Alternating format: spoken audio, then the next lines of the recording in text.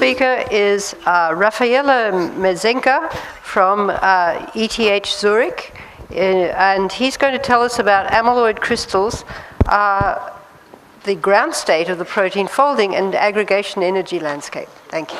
Thank you. So, yeah, it's a pleasure to be here. So let me start by thanking Samrat for the invitation to come to this great meeting. I come to India quite often. That's my second time this year, but not to this part of India. So thank you very much. And it's also the first time I give this talk, so I'm a bit nervous, but of course I'm delighted to have the chance to give this talk to such a brilliant audience. So, as you guessed from the title, the talk has to do with amyloid crystals and to try to position them on the protein folding and energy and aggregation energy landscape, and hopefully by the end of the talk I will convince you that amyloid crystals are the ground states of the protein folding. So I think we are all familiar with this protein folding diagram here. I take it from article in Nature a few years back. Certainly this diagram is familiar to all of us working with amyloids. It's basically divided in two parts. On the left-hand side you have the proper protein folding landscape, which is dominated by intramolecular contact, and chaperones are assisting the on-pathway steps. And then on the right side you have a region which is dominated by intermolecular contact. So this is really an aggregation of proteins, and you see that there are several events, and the amyloid fibers lie at the deepest well in the landscape. So that's what makes amyloid so stable, and Chris Dobson was touching on that on the introductory talk to this conference. So this in fact is substantiated by a lot of experimental evidence. However, people working with amyloids know that amyloids show a very rich polymorphism. I'm showing you here a few examples. There are twisted ribbons. Most of the amyloids are helical ribbons, nanotubes, and also crystals. So how do we accommodate several polymorphs into a single minimum? So that's the point I'm trying to make today. And this has been actually I would say overlooked for many years. There are very few works that try to position different polymorphs on the landscape. This is a work I like a lot. It's from Spooner and Michele Vendruscolo. It dates back already about 10 years. And you see that on the right-hand side, there is an attempt here. This is an early attempt to position at least the fibril and crystal on two different minima. Okay, although here you see that the crystals are supposed to be higher in energy than the fiber. I'll show you that it's the other way around, but at least there is the attempt to position different polymorphs. So if you now want to navigate the landscape in the right way, you need to pick up a system which is capable to explore different polymorphs. One system we've been working on for a few years is lysozyme. This is a lysozyme. And you see, what you see, the number is the number of protofilament that we can resolve by AFM. So this is one single protofilament, 2, 3, up to 8 in this case. But the major change that you see here is that up to 3, the fibers are straight on the AFM, and from 4 on, they start to do a zigzag. And this is actually due to a major polymorphic transition. When you have a critical width to thickness ratio, the fibers go from twisted ribbon to helical ribbon. And to appreciate the difference between helical and twisted ribbon, don't worry, I'm not getting undressed, but it comes better with my belt. So a twisted ribbon is an object which only has torsion, okay? It stores energy by torsion. An helical ribbon has a bending as well. So the first object is characterized only by saddle-like curvature, is poor torsion. The second object has a torsion bending coupling. Okay, that's the major difference in elastic energy. Now I can dress up again. When you have a critical width to thickness ratio, you start to observe helical ribbons, because they can not only store energy by torsion, they will have to do torsion and bending together. So of course, you can go on. You can have even a larger number of protofilament. This is the same system. You see it goes up to, we can solve 17 protofilaments. And this we do by looking at the height on the cross-section on the AFM. And of course, helical ribbon have a given curvature, but they can preserve the curvature and close. So what you will see is basically that an helical ribbon can just get rid of the extra edge energy just by closing up. This is an SCM image. This is an AFM image. You basically get rid of a very weak energy contribution. So actually, helical ribbon are metastable object itself. So this is just to say that lysozyme already gives you access to most of the polymorphs. The thing which is missing here is crystals, because the whole lysozyme is too large. But if you do a mass spectroscopy on fragments, because we hydrolyze the lysozyme to get to the amyloids, you see that we are able to identify a short peptide. In this case, it's an hexapeptide ilquins, which is present in all the fragments leading to amyloids. And so if you now synthesize these fragments and you see what the polymorphs are, of course you do see now crystals as what you would like to see. You also see helical ribbons, but the thing is that now the helical ribbons are right-handed. Okay, so there is an inversion in handedness. This was very surprising, so I had to go back to the chemist who synthesized the hexapeptide and ask, are you sure you didn't pick up right-handed amino acid? And he said, certainly not, because I will realize from the price of the bill. They are significantly more expensive than the left-handed. So then we went into that more deeply, and we started to look at the structure of the crystal. So what I'm showing you here is the X-ray. You see this is early information. After 24 hours, you see 4 peaks. Now this peak is the packing of the beta sheets. The beta strands will come out on the right-hand side. But you have these extra 3 peaks that tells you these are not amyloids, these are amyloid crystals. There is a symmetry which does not belong to amyloids alone. And if, since the objects are small, what we can do is we're a molecular dynamic simulation, atomistic simulation, and you see up to 11 nanoseconds, we can match most of the peaks, okay, with the exception of this third peak, and we'll come back to that in a few minutes. But basically, we can resolve the structure by simulating the X-ray profile of the minimum of the structure in the molecular dynamic simulation. And what you see is now that we have this is the fully stretched hexapeptide. This is an head-to-tail configuration, so this is about 10 Armstrong, but you need 2. So this is about in B and A you have about the same length of the cell, and this angle is something around 80 degrees. Now, if you only stick with one peptide, you are not able to navigate all the degrees of freedom on the protein folding landscape. So the most natural thing you can do is you start to do molecular mutations. So this is the fragment I've been telling you about. This is a mutation which is associated with the human lysozyme, and this is a double mutation which is associated with disease in humans. And of course, if you do that, you do see, here we're looking at pH2.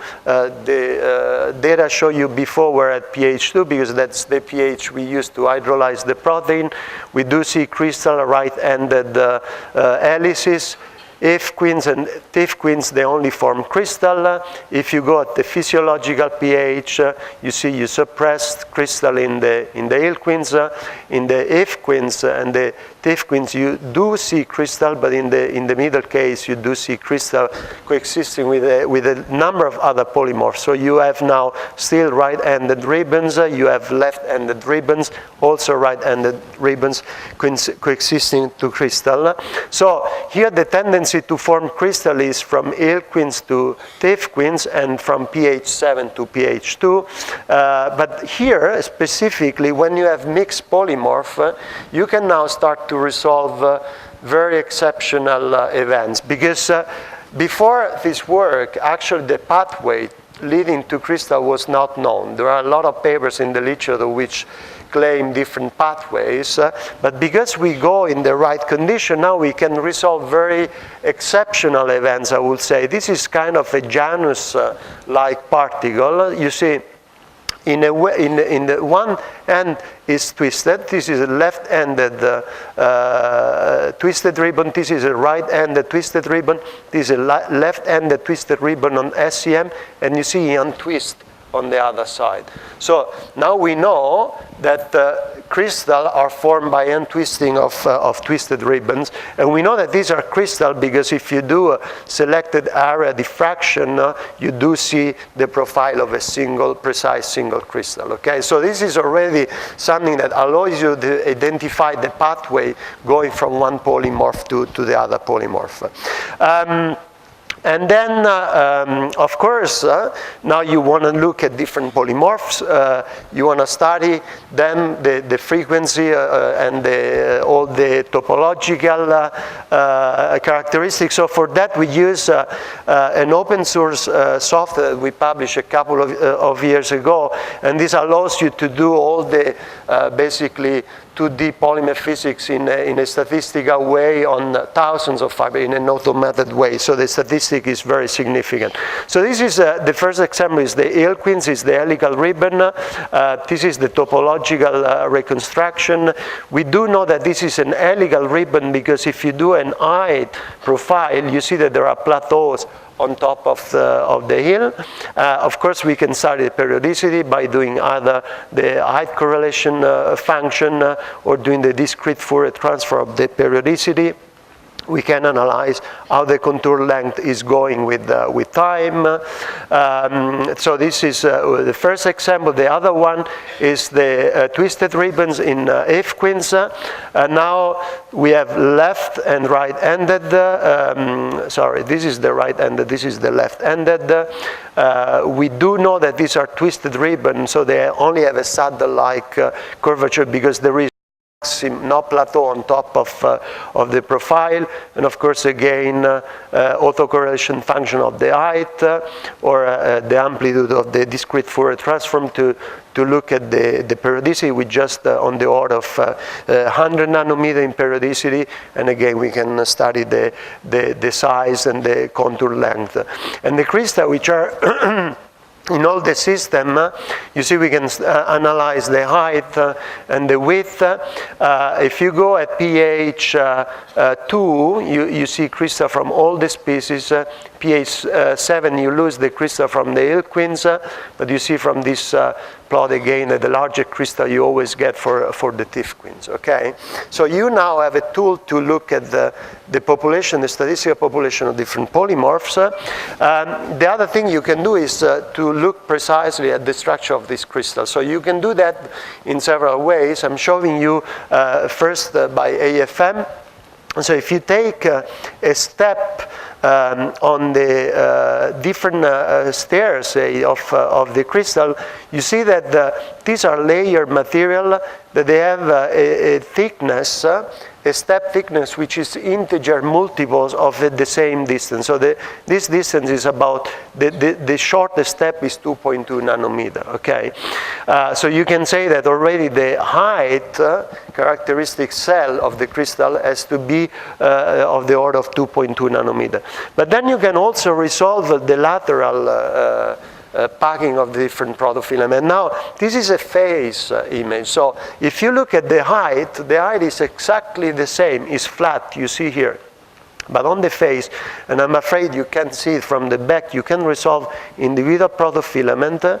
This is the phase autocorrelation function. You see the periodicity is just 2 nanometer, and this is the discrete Fourier transform, which gives you the same signal. So we are able to resolve the individual cell of the crystal, basically 2.2 in height and 2 in lateral dimension.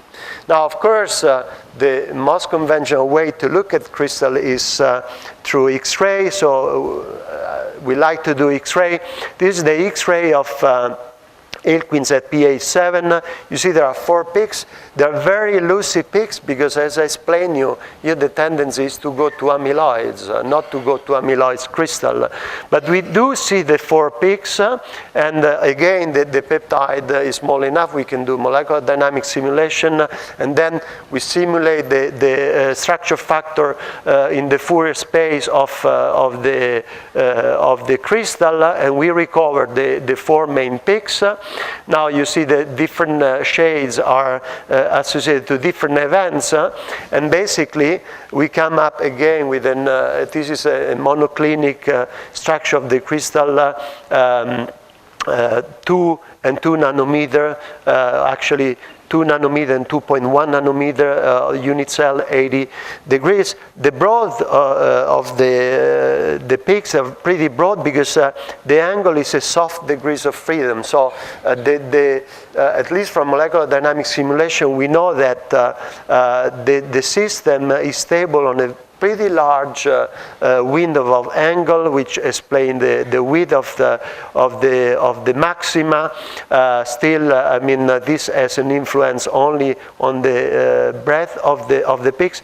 And this third peak we were not able to solve 3 years ago. This is associated to the water molecule which are in the system. So if you need to run the molecular dynamic with explicit water in order to recover the 4 peaks. Okay, so this is Ilquins. F-quins and F-quins is pretty much the same story. You see that the peaks get sharper and sharper going with an increased tendency to the crystal, but the lattice is pretty much the same. And so now, just to remind you, we get 2.2 from AFM and 2, and we get 2.1 and 2 from a scattering of X-ray. So I think this is already a remarkable results because, I'm old enough to be surprised by the fact that you can match resolution of X-ray by doing atomic force spectroscopy on organic crystals. So now the story starts to become interesting because once you know how the crystal builds up, you can run simulation. Now I'm talking about different, these are kinetic simulation, Dobb Gillespie, and you can see how the different exapeptides pack on the different lattice size. So they can, of course, see the elongation of the fibers, but then you can have grow either on A or on B. So if you look at the grow along the contour line, you see that all the peptides in different conditions, they behave pretty much the same. There is a slowdown for Ilquins at pH 7, which is the hexapeptide which has the lowest tendency to form crystal. And of course, we know that this is, you have to go through an oligomer in order to have stable fibers. This is an analogy with the normal growth of amyloid. So you need to form nuclei before you are actually into the stable pool of leading to fibers or to crystal. But the important point I want to raise is whether the growth is going on A and B. And we can resolve that. This is the growth on A, and this is the growth on B. So you see in B, the growth is pretty much the same for all peptides.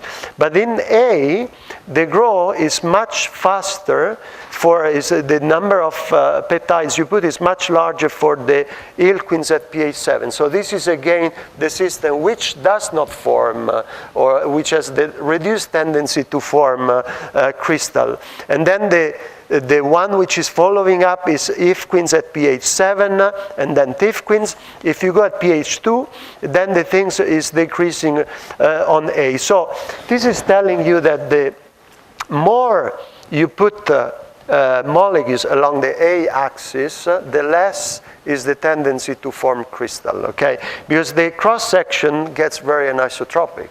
And so this is, growing this way is what gives you, remind you, the helical ribbon, the one which has both the SAD mean curvature due to twisting and bending.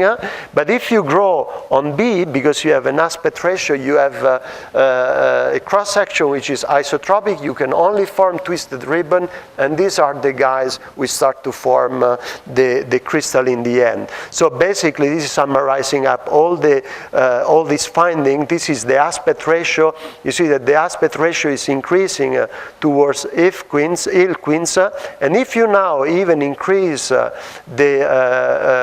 concentration, you have even a more pronounced tendency. So if you read this graphic correctly, this will tell you that if you increase the concentration, you should have a reduced tendency to form crystals compared to dilute systems. And of course, we can do that in real time. So these are the grow in nanoseconds for all the cases. So this is the thief-queens at pH 2, the one having the highest tendency of forming crystal. This is ill-queens at pH 7, the lowest one. And you can work out that the aspect ratio growing is going very isotropic here, very anisotropic here.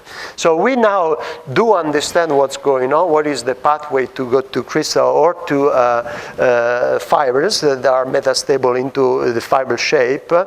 So if you grow along the A-axis, you form something which is a very anisotropic aspect ratio.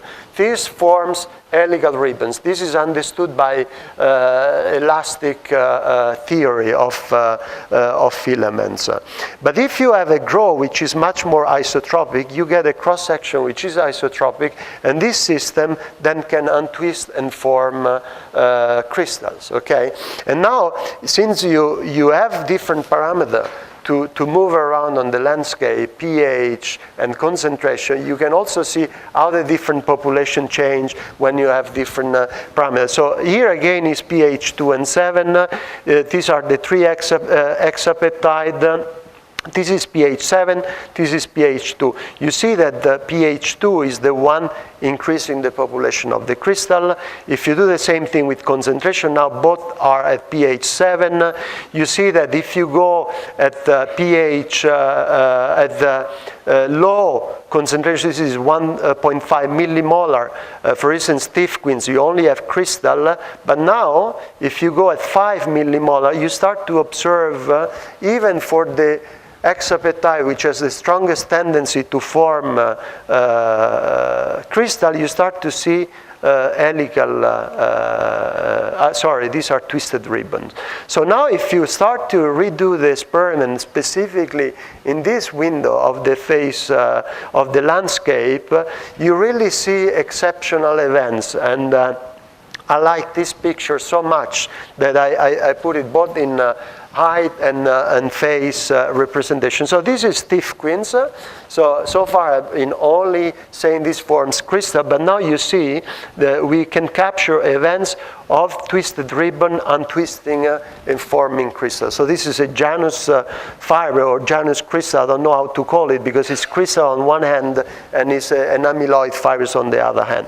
Now what happened is that once you have untwisted, you can start to merge different filaments together. And here you see that very well. These are different protofilaments that are now untwisted. Once you untwist them, you can form a single crystal object. If you do X-ray diffraction or if you do electron array diffraction, you get a single crystal spot from this guy. But if the object remains twisted, you're not able to pack things together. And then once you have this mechanism, then the crystal can grow at indefinite side because basically it just gains energy by getting rid of the surface energy associated to twisted filament. Because now you have a way to put and pack filaments together in a very tight way. Okay, so basically I started my talk with this graphic here, and now we can revisit this landscape in view of these results. Basically this, what was supposed to be a single minimum, is actually splitting into at least 4 minima, one of which is the ground state and the other 3 are metastable. So of course, amyloid crystals are the most stable because all systems, if given chance, they will untwist and then they will aggregate, getting reading of surface energy, and so they can go down in the energy in an indefinite way. However, untwisting costs energy because chirality, molecular chirality, want to keep the object in the twisted state. So a twisted ribbon, in order to go into the crystal, he has to untwist first, so he has to pay an energy, which now can be understood only with elastic energy, because the system does not unfold and refold. You have the same atomic structure, so you can only think in continuum mechanics. So the object has to overcome an energy barrier for untwisting, but then bilateral attraction, it can decrease the surface energy.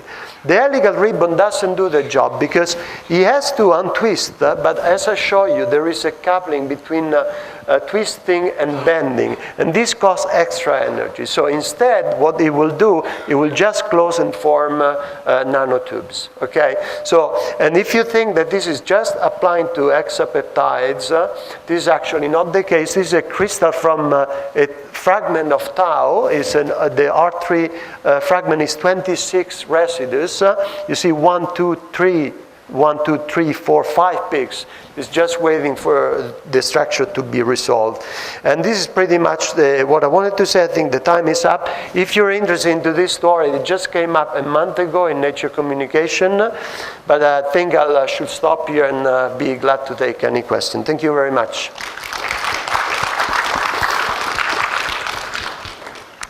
Questions? Let's see. Here you go. You got it? It was interesting to me that when you saw the mixtures where you had a twisted ribbon and then the crystals forming, most of the time it looked like the crystal was forming when it was interacting with another one that was still twisted. And do you think there's some effect of the molecular interaction energy that might help it untwist? Yeah, okay, so that's a good question. In fact, we do see events of crystal untwisting, even if the filament is isolated from other filament. And I think that I did some calculation, I didn't put any equation here, but this is just thermal fluctuations are enough to provide these events.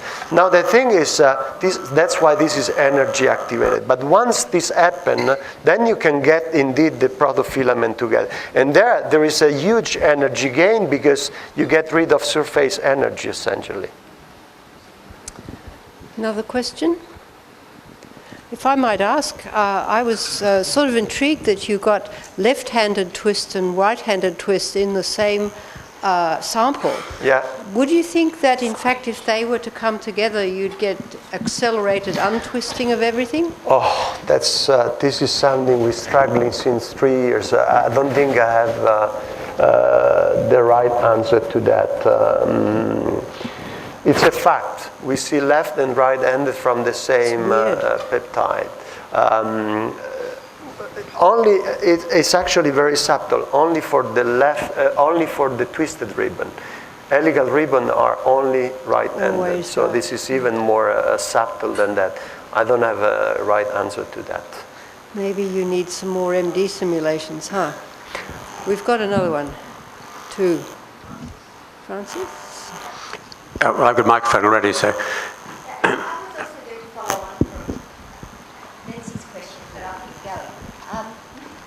Gramocidin will have left and right-handed crystals as well, so I don't think it's unusual. Like gramocidin A, you put it and you'll get left and right-handed in and out of register, so I don't think it's unusual.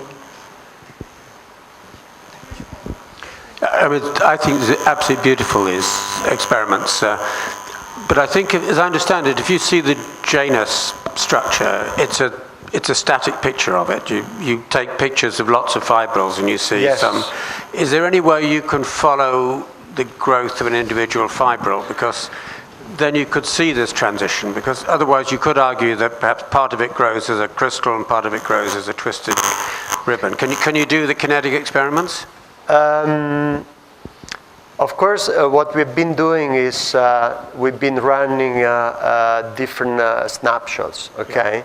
But grow, as you know, it comes is unidirectional, okay? So it's extremely unlucky that you can have two different objects which end in a different way. Also because this transition, I mean, is continuous, okay? It's not, I mean, in thermodynamics, you will think of a second-order transition, not as a first-order transition.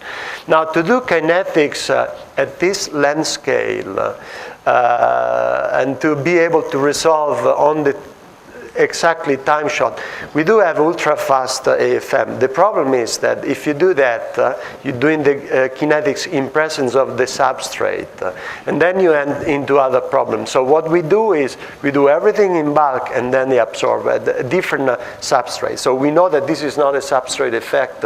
We have tried at least 3 different substrates, but we are unable to solve that exactly precise moment. We also see that by cryo-TEM and normal negative stain TM. So it's really event that we can capture. These transients are long-lived, otherwise we will not be able to capture them. But it's definitely driven by thermal fluctuations. Yeah, it's very interesting. Thank you. Very. Another one. Hello. Hi. So if you look at the periodicity in the unit cell for the two, for your isotropic and anisotropic growth, the one which goes into the helical region, like, is it a non-crystallographic symmetry? Like, I'm not sure I got the question. Can you repeat louder, please? So you mentioned about the periodicity of the unit cell or the repeat distance for the two cases. Yes. So in the crystals, you said it was anisotropic growth, and in the, or the other way around, in the, next slide. Here, okay. So now when you compare the lattice parameters, Yes. is it that the one which goes into the helical symmetry, is it compatible with a lattice that is it's not 1, 2, 3 or 5, 6-fold symmetry? Wait, so you're going back to the question of Chris. So first of all, here we're looking at nanoseconds. These are kinetics simulation. And what I'm showing you on the AFM, we're talking on the order of seconds, okay? So there are a few order of magnitude between what I'm showing you here and the AFM pictures, okay? So I'm unable to match this time scale, okay? However, what is known, and this is known by tensorial mechanics, that if an object is anisotropic and chiral, the symmetry breaking of that object goes twisted ribbon or helical ribbon only at the given thickness to width